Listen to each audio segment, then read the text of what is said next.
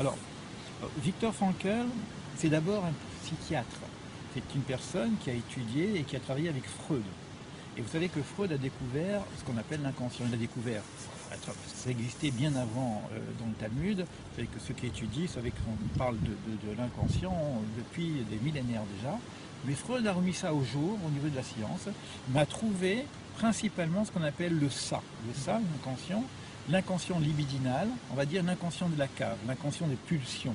Il y a des pulsions, l'homme vit avec ses pulsions, des pulsions de vie, des pulsions de plaisir, des pulsions sexuelles, et parfois ces pulsions sont refoulées, et dans le refoulement, ça peut poser quelques problèmes de complexe, etc. Et ça s'appelle l'inconscient. Conscient, il y a une autre forme de travail sur soi. C'est un travail sur soi, c'est l'analyse, c'est un vrai travail sur soi. C'est intéressant de connaître aussi ses pulsions, c'est pas quelque chose qu'on va rejeter. Mais il y a un autre psy qui a apporté une autre forme, c'est Adler. Adler, il a dit que la problématique, c'est le problème de la puissance. L'homme a besoin d'être grand. Donc face à le complexe d'infériorité, on a une forme de complexe du géant. Je suis le maître, je suis le roi, je suis, etc. Donc ça, c'est Adler qui a travaillé là-dessus. Et lorsqu'on a un complexe de cet ordre-là, c'est qu'on a été cassé au niveau de notre propre évolution. Ce sont des grandes écoles. Mais qu'est-ce qu'a apporté Viktor Frankl? C'est qu'il dit qu'au-delà de ces deux instincts, de ces deux forces, il y a une autre force qu'il appelle la question du sens, la pulsion du sens, et il amène ça dans l'inconscient spirituel. Il a montré que l'homme n'est pas simplement mécanique au niveau de ses pulsions du ça, ni au niveau du moi, d'avoir un gros moi, on va dire ça comme ça, au niveau de l'ego, c'est le problème de l'ego. Il a aussi quelque chose qu'il dépasse et qui l'amène vers la dimension du sens. Et il dit également que toute personne qui se prétend être thérapeute, on ne parle même pas de psychothérapeute, on parle même de thérapeute, ne peut se désintéresser, ne peut faire l'impasse de la dimension spirituelle. Donc il utilise un terme nouveau qu'il appelle logothérapie. Logo qui vient du logos, évidemment apparemment on dit qu'on a le mot logos, ce serait la parole. Donc ce sens va s'exprimer par la parole, mais avant de parler de parole, Viktor Frankl voulait mettre le nom, parce que logos au niveau origine, c'est également raison, c'est également sens. C'est plutôt la thérapie du sens. Il faut savoir que Viktor Frankl a découvert sa théorie dans les moments les pires de l'histoire, puisque lorsqu'il a quitté son maître, Freud, il le considérait comme son maître, il dit Freud ça reste un géant, mais il dit moi je suis un nain face au géant. Mais un nain sur les épaules d'un géant voit plus loin. C'est son image. Lorsqu'il quitte Freud avec cette idée du sens, que l'homme est en quête de sens et qu'il y a toujours un sens à la vie, il se retrouve en pleine shoah. Il se retrouve dans une situation où vraiment on est dans le non-sens absolu, où il n'y a que, vous voyez l'atrocité, je ne vais pas vous décrire ce qu'est la Shoah, et qu'est-ce que Viktor Frankl peut faire de sa théorie? Lui-même, il tombe un petit peu dans le désespoir, parce qu'il se demande si c'est possible, mais c'est quand même un clinicien, et il observe les gens. Il observe ces gens qui sont dans des situations extrêmes, et d'une façon clinique, il écrit dans son livre « Donner un sens à sa vie », il décrit d'une façon clinique comment les gens pouvaient survivre à cet état. Et il observait qu'il y avait des personnes qui survivaient mieux que d'autres. Et ceux qui survivaient mieux, c'est ceux qui avaient gardé un certain niveau de dignité, qui ne voulaient pas tomber jusqu'à l'animalité, ce qui était l'objet d'ailleurs des nazis. Je dis que ce qui est dommage, c'est que la logothérapie est enseignée d'une façon technique. Et vous allez voir que ce que je vais vous proposer d'expérimenter, ça va dépasser la technicité. Il y a de la technique, mais il faut qu'on dépasse la technicité. Alors comment ça marche cette histoire? Alors Viktor Frankl dit que cela est inscrit dans une partie de nous, mais qui est cachée. Alors il donne l'exemple de la conscience morale. Vous savez tous que la conscience morale.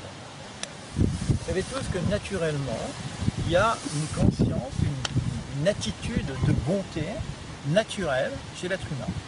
D'où elle vient? D'où vient le fait d'avoir envie de faire du bien? Freud a considéré que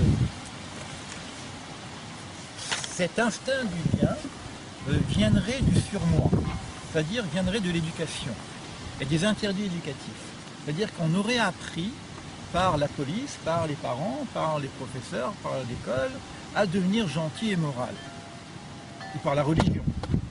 Et parfois, cette religion devient une illusion et peut nous enfermer dans d'autres dogmatismes.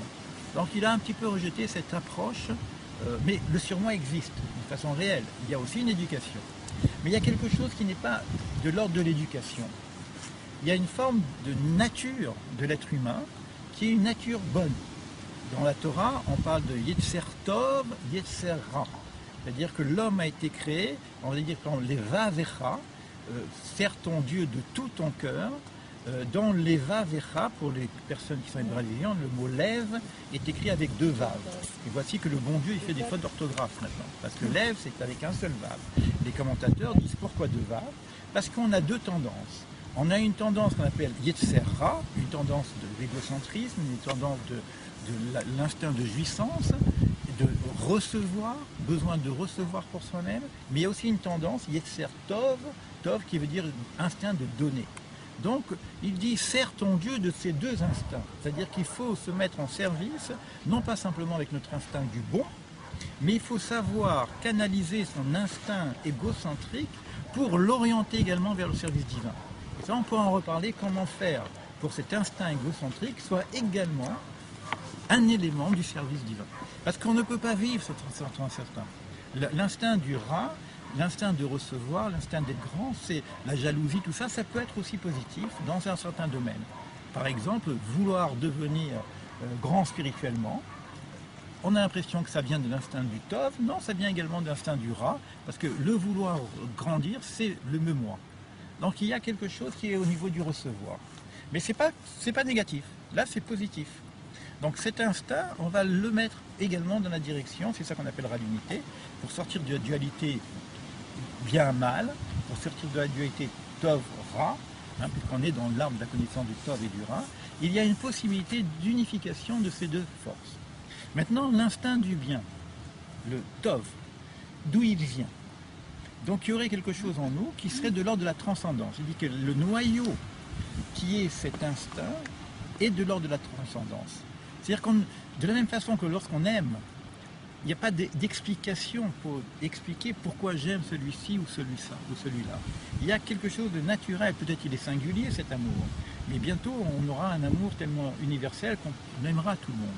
Mais cet amour, il est quelque part pas au niveau du raisonnement. Je ne peux pas dire je t'aime parce que c'est plus de l'amour, c'est le parce que. Si je t'aime, il n'y a pas de parce que derrière. Donc il y a bien quelque chose dans l'amour qui n'est pas de l'ordre de l'explication. Et par rapport à tout ce qui est au niveau de la conscience morale, ça c'est toujours Viktor Frankl qui nous dit, il y a quelque chose qui n'est pas de l'ordre de l'explication. Alors, lui, il va utiliser des outils de travail pour accéder à cet inconscient.